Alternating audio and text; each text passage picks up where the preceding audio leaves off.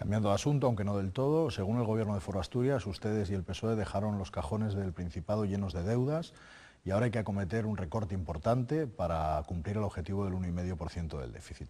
Me gustaría que me contestase a dos cosas. Una, si es cierto que eso ha sido así, y segunda, usted ha sido el único que ha puesto en duda que pueda acometerse esa reforma sin tocar los servicios públicos esenciales como la sanidad, la educación o los servicios sociales. Empiezo por el final. Sobre un presupuesto prorrogado de 4.000 millones de euros escasos, un ajuste de 450 millones de euros es imposible que se pueda realizar sin afectar de forma sustancial a la sanidad y a la educación y a las prestaciones sociales, porque los números no salen. Y porque una forma indirecta de afectar a esos servicios es reducir los trabajadores públicos que prestan esos servicios, porque inmediatamente se va a producir una degradación de la atención sanitaria y de la atención educativa para nuestros niños y jóvenes.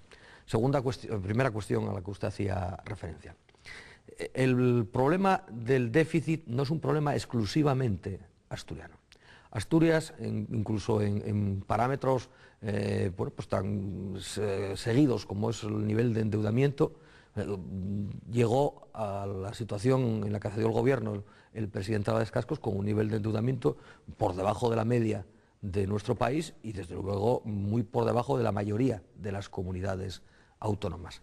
Y el problema del déficit está sobre todo en que se traslada a las comunidades autónomas la consecuencia de las decisiones que tomaron los gobiernos de la nación, los gobiernos de la derecha de Aznar cuando lo hubo y los de Zapatero a continuación, porque el déficit se produce no porque haya un despilfarro de los recursos públicos, que en algún caso lo habrá habido en otras comunidades autónomas y probablemente aquí de forma puntual también, sino porque lo que hay es una caída espectacular de los ingresos de las comunidades autónomas que reciben del Estado por la transferencia, fruto de que el Estado decidió, con los gobiernos de Aznar y con los de Zapatero, rebajar la capacidad fiscal de nuestro sistema y por lo tanto no garantiza la recaudación de los recursos necesarios para afrontar las necesidades de la mayoría de la sociedad y para que no se den esas situaciones de déficit. ¿Y con estas circunstancias tenemos la sanidad a salvo del copago sanitario que usted critica o no?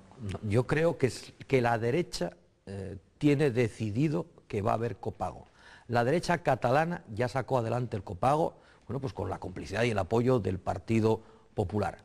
De aquí a las elecciones del 25 de marzo seguirán mintiendo y seguirán diciendo que no va a haber copago. Pero bueno, Rajoy ya había dicho que no iba a haber subida de impuestos antes de las elecciones y no tardó ni de 2 meses en tomar la decisión de subir el impuesto sobre la renta de las personas físicas. Y en la filosofía de la derecha, el copago es prácticamente una exigencia. La coartada es insostenible el sistema público de sanidad, por lo tanto vamos a conseguir nuevos recursos convirtiendo a los pacientes en consumidores clientes, en clientes que pagan por un servicio.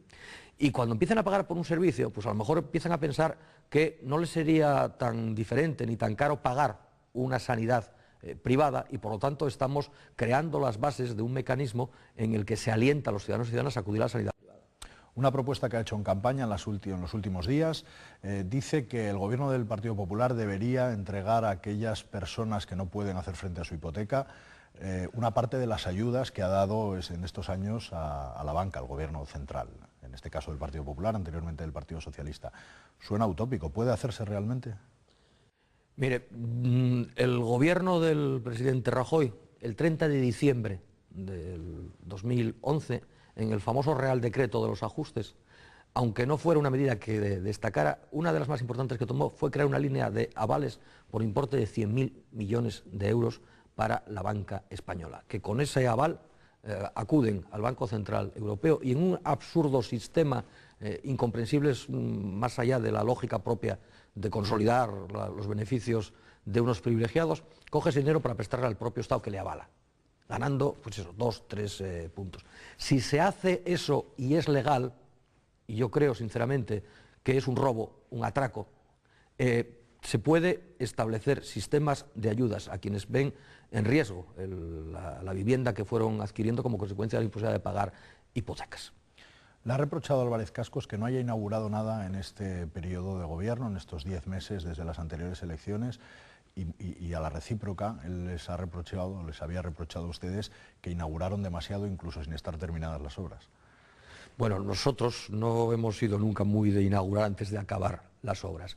Y la prueba es que le dejamos varias obras para inaugurar. En la residencia de mayores de Moreda, en el municipio, en el concejo de Aller, dejamos la obra hasta con la limpieza última, esta que se hace ya de obra final, con lo cual solo quedaba amueblar e inaugurar. Y ni tan siquiera fue capaz de inaugurar esa residencia. ¿Por qué? Pues porque tiene un modelo de gestión diferente. Y para poner en funcionamiento esa residencia, como alguna otra que le dejamos prácticamente concluida, él está esperando la oportunidad y el momento de privatizar esa residencia. El modelo de Madrid, de doña Esperanza Aguirre, con recursos públicos se construye un equipamiento y después se concede su gestión mediante concierto a la iniciativa privada para que gane dinero. Y solo puede ganar dinero de dos maneras, y esto vale igual para los servicios sociales, para la sanidad que para la educación. Peor remuneración de los trabajadores y peor servicio, peor atención. El margen de beneficio está ahí, no en otra cosa. Nos quedan apenas 5 minutos, vamos rápidamente. Los medios de comunicación y los ciudadanos asturianos estamos dando por hecho que el resultado de las urnas del 25 de marzo va a suponer una alianza entre partidos de izquierdas o partidos de derechas. Sin embargo, existen precedentes en ambos casos de no haber llegado a un entendimiento. Lo sucedió con ustedes y el Partido Socialista en el año 2007 y ha sucedido en estos 10 meses entre el Partido Popular y el de Foro Asturias. ¿Usted ve posible un pacto con el Partido Socialista ahora mismo en el caso de que la gobernabilidad pasase por ahí? Bueno, nosotros estamos en esta campaña comprometiendo que toda vez que la derecha es nuestra antagónica, el proyecto político antagónico, y que además la derecha ha fracasado en Asturias por 2 veces y no merece gobernar Asturias, desde luego nuestros votos serán utilizados para, si es posible, impedir que gobierne la derecha. ¿Significa eso que vamos a entrar en un gobierno con el Partido Socialista? Pues no necesariamente. No necesariamente, porque nosotros no entraremos en ningún gobierno que entre en la lógica de los ajustes y de los recortes. En un gobierno que acabe diciendo, pues mire, no tuve más remedio que tocar la sanidad, no tuve más remedio que tocar la educación, no tuve más remedio que quitar el salario social. ¿Esos recortes vienen impuestos por el gobierno nacional? Pues que gobiernen otros. Es decir, si se trata de hacer una política de derechas, desde luego no la hagamos con los votos de la izquierda, que asuma la responsabilidad y el desgaste quien al parecer manda, y por lo tanto que sean ellos los que tengan la responsabilidad en coherencia con sus planteamientos. Lo que es incoherente es que colocarse la etiqueta de la izquierda, conseguir además responsabilidades con los votos del electorado de izquierdas y después pues decir no puedo hacer otra cosa.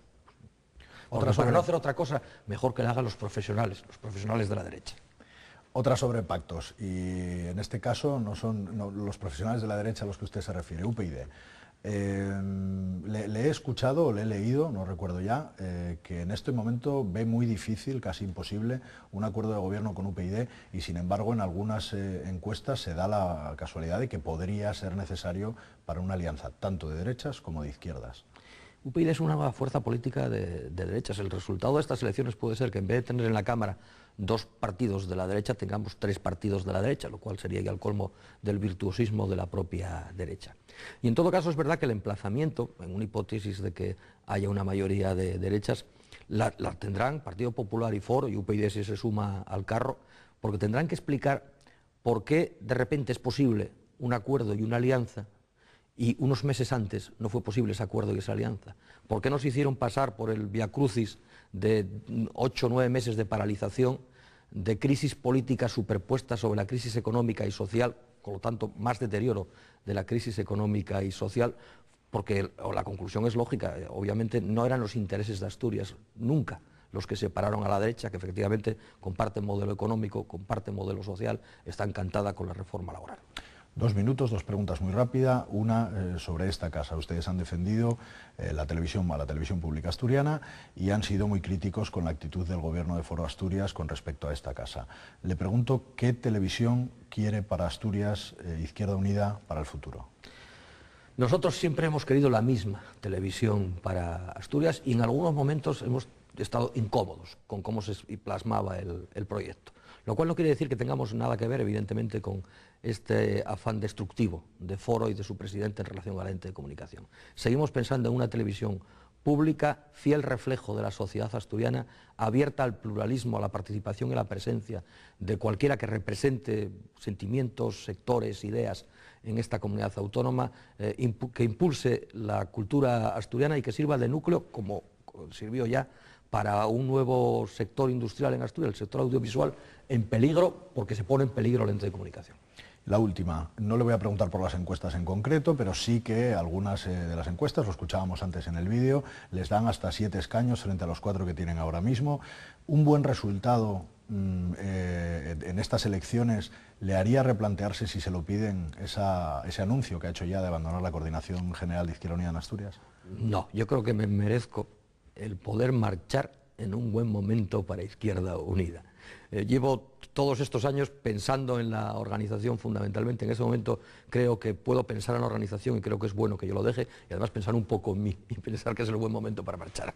Muy bien, pues muchas gracias, Jesús Iglesias, por estar esta noche con nosotros. Gracias a ustedes. Y mucha suerte de cara al próximo domingo. Gracias.